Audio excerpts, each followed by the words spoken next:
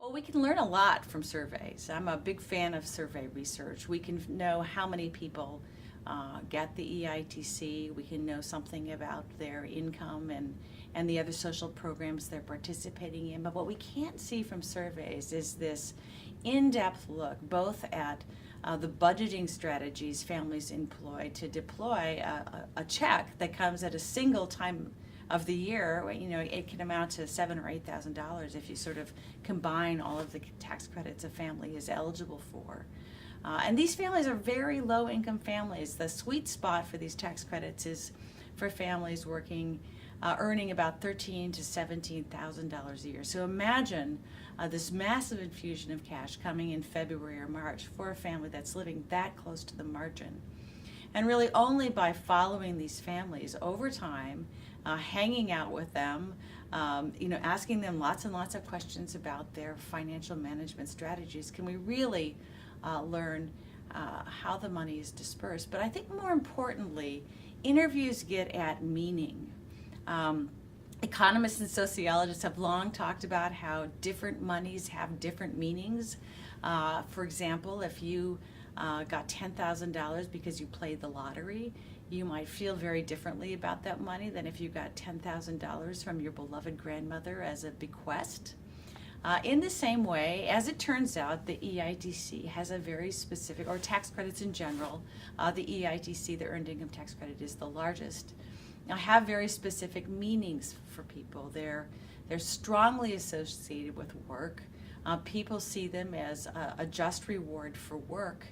But they also see them as a vehicle for thinking about the future, for planning ahead, for achieving long-term financial goals. So they're often not, people think, well, if I got a check that big, I just blow it. But very, very few families we interviewed did that. Instead, they carefully allocated these resources toward two purposes. One is paying off past debt. But the largest set of allocations are really for getting ahead, for building a base of assets, not only to sort of protect against the rainy day that is almost a surety for the working poor, but also to achieve longer term goals like home ownership. In preparation for this project, all of the researchers trained to be volunteer tax preparation workers, and in fact my entire class at the Harvard Kennedy School took the training, and we were deployed across Boston at various sites. And meeting these families is a tremendous experience. It makes you feel very grateful, but it's also maybe the best way of getting away, for an ordinary middle-class person such as myself, to get a window into the struggles of people at the very bottom of our economy. It'll change the way you think about things. It will give you a dose of realism like nothing else. So if you can't go out and do this sort of research, this is sort of a research light opportunity that I think will make you think more intelligently about policy for the poor, whether you're a conservative or a liberal, than anything else you could potentially do.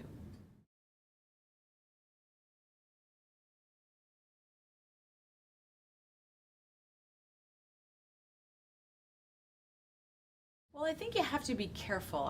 The best approach when you have a relatively small sample, we followed about 100 of these families very in depth over the course of 6 months, is to marry those data with survey data and to try to build a sample that is as close as possible as a sample you might see if you had conducted a survey.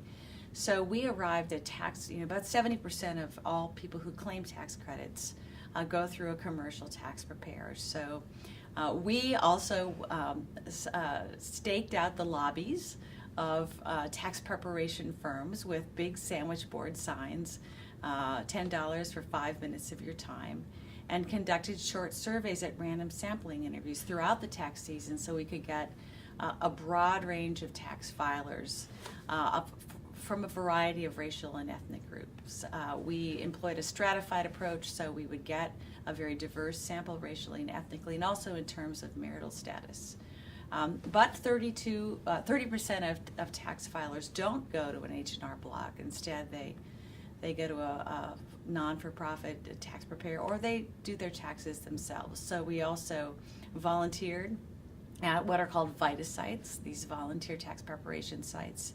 And we went to Head Start centers, and virtually everybody who has a kid in Head Start who works is eligible for tax credits. So via those 3 sampling strategies, we were able to mimic what you might see in a national sample. Still, whenever possible, we compare our results with results from national surveys. Now, again, there's no national survey that looks at how, where the dollars actually go, but there are some surveys that look at categories of expenditure, and there our results are roughly consistent with what you find in other studies.